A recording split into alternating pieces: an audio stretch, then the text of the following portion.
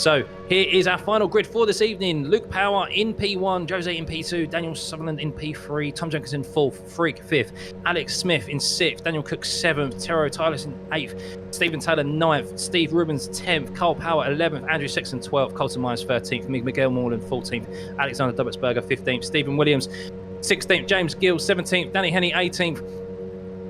We have Tim Ellis in 19th, Spanners in 20th, Nick Alexander 21st, Mark Greenhow 22nd, Adrian Clark 23rd, Christopher Holsworth 24th, Trumpets 25th, and Sean Bennett rounding off the grid in 26th.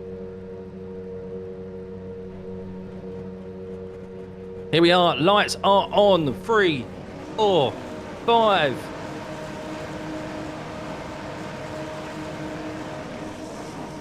And it's away we go. Are there any slow starters there? And it does seem to be. And I think that's Luke Power, who got very slow off the line and has lost a considerable amount of positions there, being on the reverse pole. It's not been the best of evenings for Luke in regards to starts in this race. As we're on board with Daniel Sutherland there, who maintains his third position as they head into the centre races for the first time. And it does look like that there was someone who went off quite considerably through the centre races there into the gravel and potentially into the barrier. These cars, of course, the tyres do take a couple of laps to warm up as well as we review the start of this race as they head down into the first corner. And I think that's Adrian Clark. Not quite sure what happened there. There's someone else with a rear wing bouncing along the gravel and their rear tyres have gone. So a bit of an eventful start in these cars. The starts can be treacherous depending on whether you decide to double clutch or not. And as has been so often the case at Turn 1 at Suzuka, 2 into 1 doesn't go.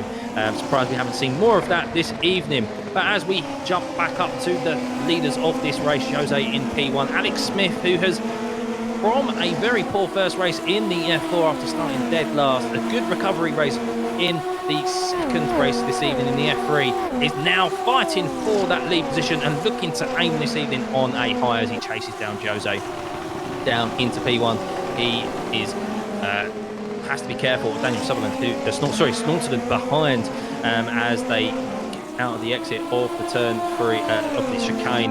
And you can see here Daniel Snortland really close behind here. No push to pass activated for Alex Smith. It looks like he might be giving up this position and conceding this as they head down into T1. Or I could be completely wrong, as it seems Alex defends. Oh, and there's a little bit of contact there, wheel on wheel, but forces Daniel out wide onto the grass. Loses a couple of positions. Nothing untoward there, just good racing. Unfortunately, that was Daniel who came off worse, but a great defence there from Alex, who completely proved me wrong defending on the inside. I thought Daniel would have the grip on the outside as Carl Power already up into third place in this race. A great start from Carl Power, who surely has got to be looking at the race win to end off this evening. Daniel Cook there considerable leader in the silver class in P4 at the moment. As Tero has lost positions. Tero, has he just had a spin there through the Degners or through the hairpin? It does seem like something has happened to Tero as he's down into 10th position. Just dropped a considerable amount of positions there. And I think, yes, he's lost it on the entry to the hairpin. Luke Power and Stephen Williams there, it seems, had to take avoiding action over the gravel. And I'm not quite sure who the beneficiary of that was, who slipped up the inside. I think that was James Gill. Slipped up the inside of Tero there to avoid it. And got off at 130R. Who is that? Who has just lost it through 130R there? I was saying before the race started, but you needed to be careful through that corner. It's our leader. It was our leader in this race. Oh my God. Wow, look at this. Just hits the inside curve of 130R and the car goes. Had pushed the pass, turned on with that extra power. And that is Jose Koig, who was our leader, has gone out with a almighty crash through 130R. You do need to be careful through that corner, not just on the exit, but through it as well. So that has given Alex Smith our lead for this Super Formula race, being chased down by Carl Power. It's definitely a 2-horse race for the win this evening. You can see Alex there pushing all the limits of the track as he went off track there, through the second deck now. Danny Henny up into P7 already. A great result for him, as we have, not quite sure who that was, putting over to the side to allow those cars to come through. Colton Myers giving a white as well in the silver class to Danny Henny. And just for those faster drivers, of course, he has his own championship to be careful of this race. As James Gill, who we know is fast in this car, who threw away an opportunity. Sorry, not James Gill. Apologies, Stephen Williams in that beautiful McLaren West livery, who is also quick in the Super Formula car. He's chasing down Danny Henny as they go through 130R. James Gill is good in this car also and is currently in P5. But you can see here the gap closing in the toe, that rear light flashing, indicating but Danny Henny is using his push to pass to defend from Stephen. But is Stephen using it as well, or is he going to offset that push to pass to Danny? Well, he might not overtake him this time around into T1 with that recharge time of 200 seconds. Stephen might be able to use it and utilise it the next lap and take advantage of that extra power that Danny now does not have for that 200 seconds. So Danny holds on to P6 after starting down in 18th position. Carl Power is ever closing that gap to Alex here. Less than half a second between him and Alex at the moment. We'll see. It's surely only a matter of time, but the pace Carl is setting as there is a car into the barrier there through the Degners. Not quite sure who that individual was, but we are losing cars left, right and centre in the most difficult of cars to handle this evening as Alex locks up there into the hairpin. Very easy to do, and you can see the roll hoop of Alex's car turned on as he's using his push to pass, and Carl Power isn't using it. He's just waiting. He's close enough to get the benefit of the toe, and we'll see how Carl utilises that. So Luke, after a poor start, losing that pole position, is up into P8 and was under attack from Colton Myers. I think that is Luke just overtaking Colton there. So Luke is on a recovery drive after a poor start from him. Not been the best of evenings for Luke, unfortunately. Getting caught up in a first lap incident in the F3 race, and also a relatively bad performance in the first race, but also losing some positions off the start as he has done in this last race tonight. But Alex Smith still holds off the lead from Carl Power, 4/10 behind. Alex is leading from Carl at the moment as we head down into the first corner here, as Steve Williams does have push to pass turned on, but isn't able to close the gap enough on Danny. Danny is just able to hold him off, and now we have Stephen Williams turned off his push to pass to recharge. So that offset of the push to pass on Danny didn't quite work out for him, but I imagine these two will be fighting it out throughout this course of this last race. So Carl Power is 6-tail, just lost a couple of attempts there on Alex. He's now within the dirty air range of this Super Formula car of Alex Smith. It is more prevalent in this high-powered car than the F3 and F4 car. So catching is one thing and overtaking is another. Not sure if Carl is still yet to use his push to pass. Of course, there is 100 seconds to use. 200 seconds. Apologies, I've got myself mixed up there. But Carl Power, I don't believe he's used any yet. Could be just waiting to save this until the end of the race. Here is Spanners. What has happened there with Spanners taking his eye off the ball, and he thinks he's playing Dirt Rally, not the Super Formula Series in this round 3 of the Missed Apex Championship. Bit of an odd one that. Not quite sure what happened. Maybe a technical issue that caused him to just take avoiding action and get off of the racing surface. So these two definitely in a bit of a league of their own at the moment. Alex and Carl are 3 seconds ahead of Daniel Snortland, as we have Stephen Williams once again having an opportunity to attack Danny Henny down into the first corner, but just not able to close up enough as they head into T1. Danny's not even going defensive. Steve isn't necessarily showing his nose either, so it looks like Danny just has the pace in that last sector, or at least through the final chicane, to hold off Stephen into that first corner. Maybe some games being played here with the use of push to pass, so we'll stay tuned with that as we go on board with Stephen, as he is just over half a second behind Danny. They head through the first Degners. Need to be careful of avoiding that inside curb. Can't be as aggressive over the curbs in this car as you can in the F3 and F4 car. Already seen with our previous leader, Jose, what can happen when you take those curbs too aggressively, as he unfortunately found out through 130R. But it does seem Danny just has a bit better traction with that cleaner air than Stephen does in the dirty air. But we'll see here as they head into Spoon Corner. Danny a little bit wide there, Stephen a little bit tighter, and we'll see if he's able to gain through 130R and into the chicane. And how much better has Danny been taking that chicane than Stephen will see for the first time this race, where he has just been able to gain enough time to hold off Stephen down into the first corner. Here they go. And it was a very smooth corner there. And maybe Stephen a little bit closer than he's ever been, actually, to Danny. Will he have an opportunity?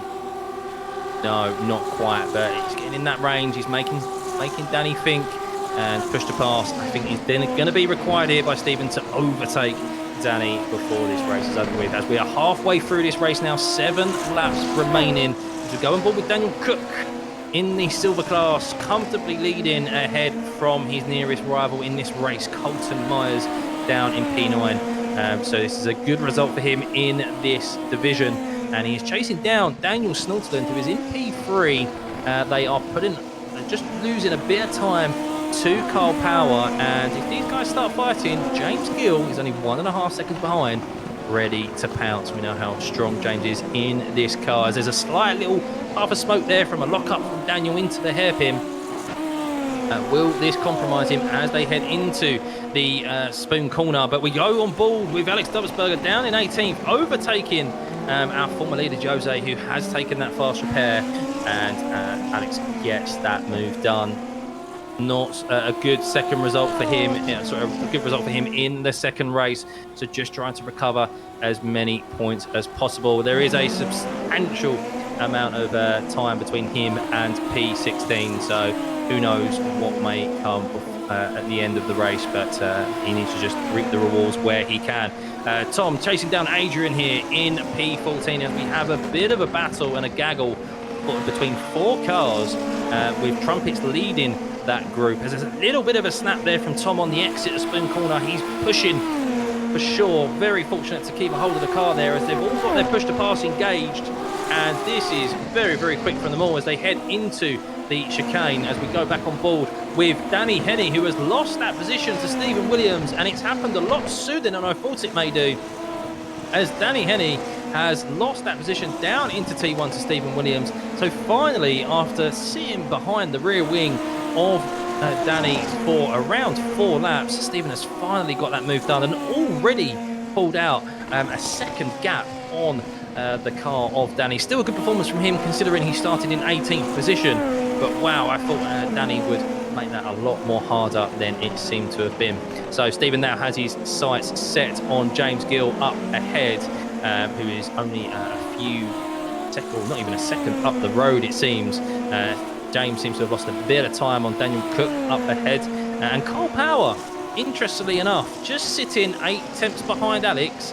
Alex seems to maybe have got into a bit of a groove, or Carl just hasn't used his push to pass yet to close that gap on Alex. It'll be interesting to see how that fight for the lead turns out at the end, come the end of this race.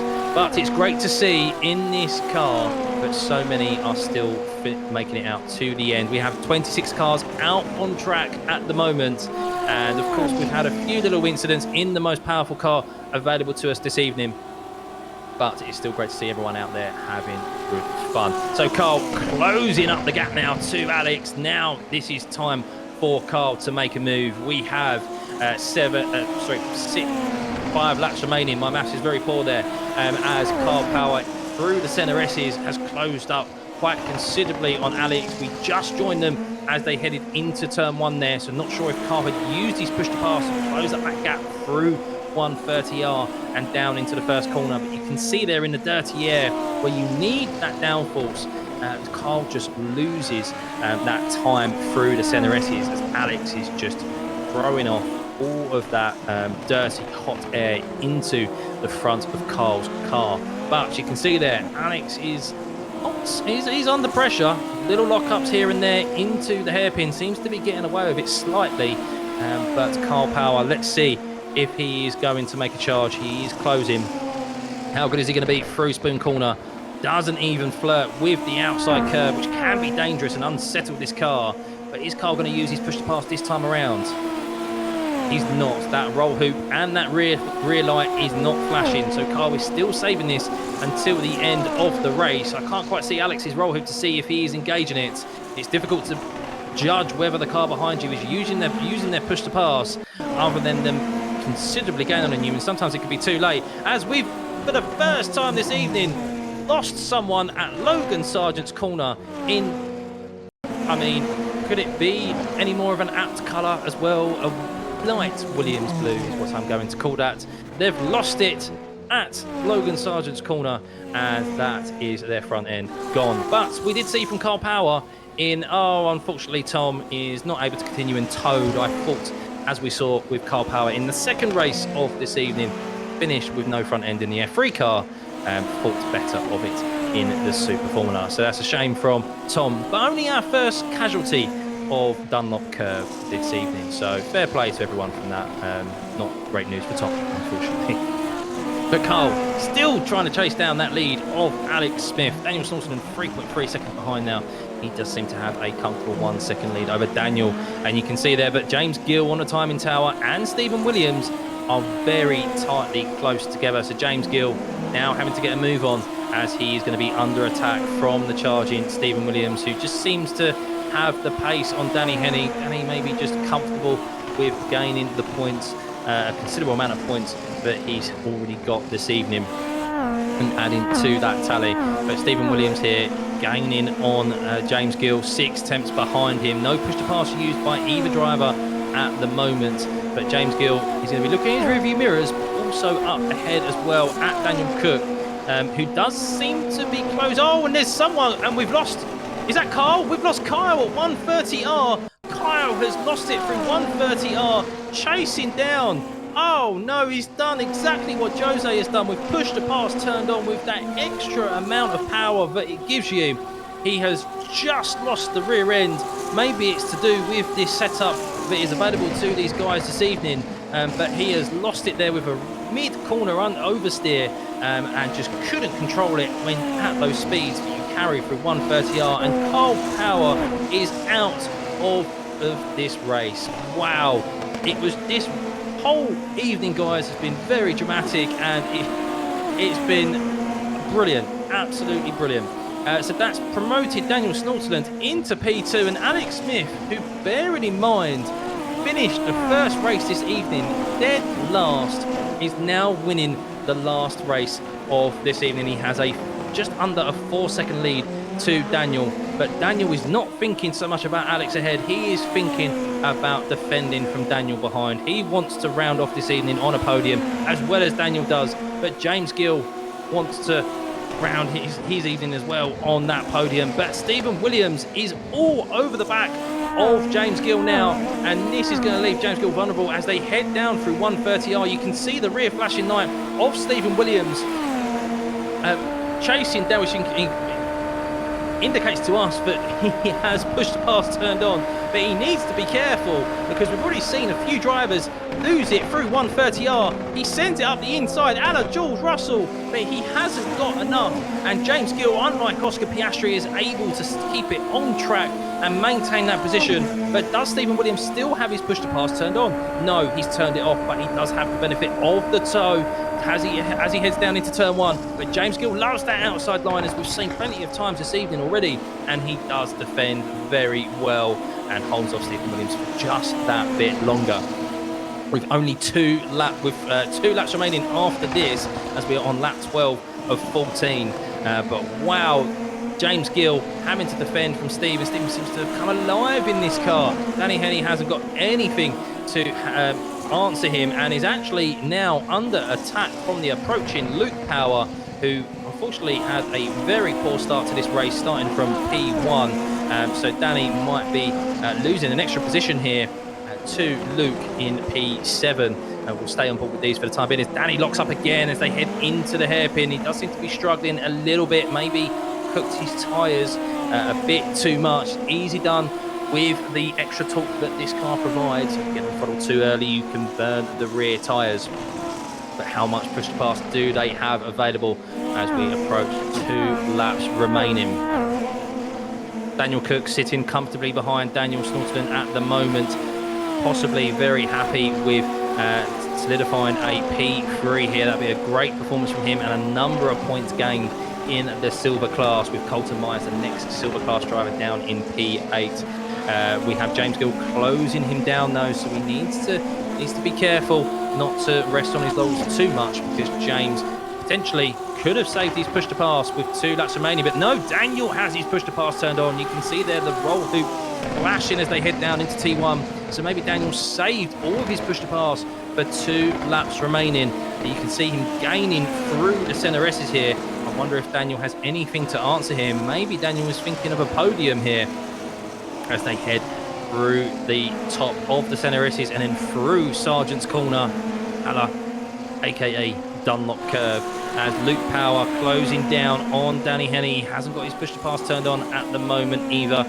so he is just trying to catch him on raw pace alone, and he does seem to do so. You can see that interval just closing even within the dirty air of Danny's car. But James Gill, that gap also closing with James Gill and Daniel Cook, as I assume James Gill also has push to pass remaining in the latter stages of this race. Still no rock hoop flashing, but surely a prominent figure in this Super Formula car.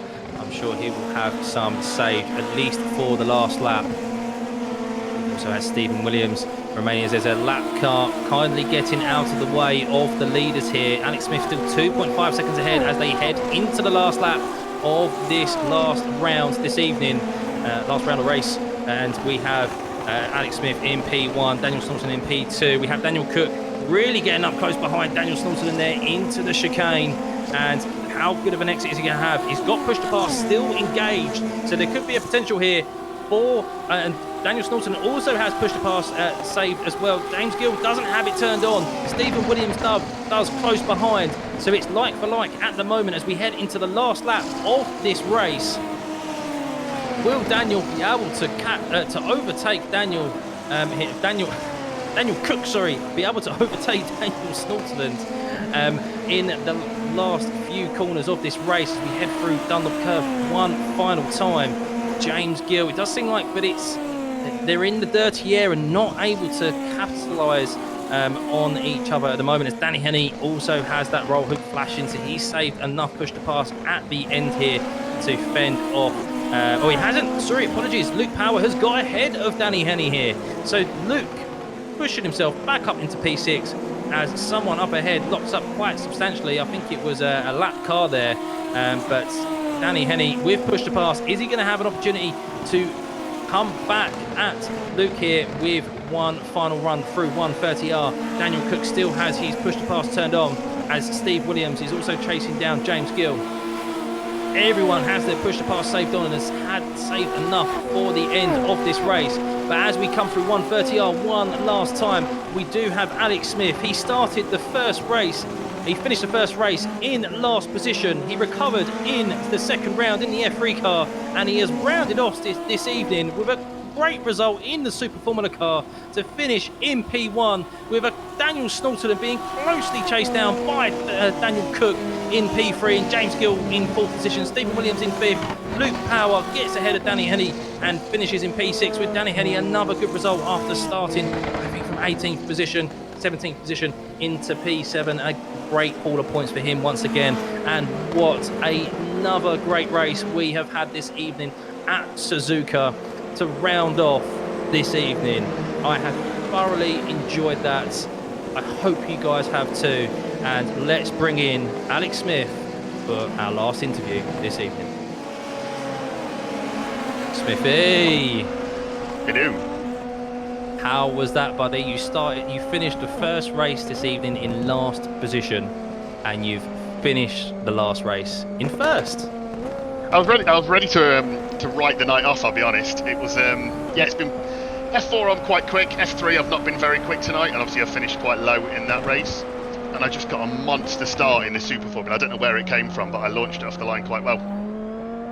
And then Yeah, I can only assume you were talking about how consistent and how Kyle doesn't make mistakes, and then obviously he made a mistake. well, he was sitting comfortably behind you and biding his time, and then he pushed to pass on and lost it in your dirty air. And yeah, that just gave you a nice, comfortable drive to the end. But a thoroughly good way to end this evening, mate, and a great drive. Well done. Cheers, Tuffy.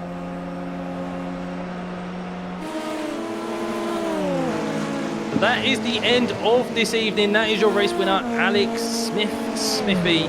He started this evening on a very low, as he said there, ready to write this evening off and finished on the highest of highs. So Alex Smith there in P1, started from 6th position, a great launch off the line from him.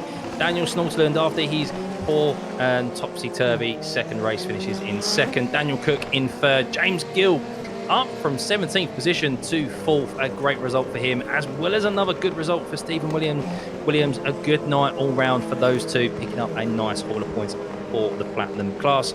Luke Power, after his poor start, after starting in reverse pole, does recover to a P6. And Danny Henney, another good haul of points for him, finishing in 7th after starting 18th. Colton Myers is the lead finisher in the silver class, starting from 13th in 8th position. Tero, after his unfortunate incident in the second race after being P2, does have a decent finishing round in the third race, finishing in P9. Sean Bennett in 10th after starting 26th.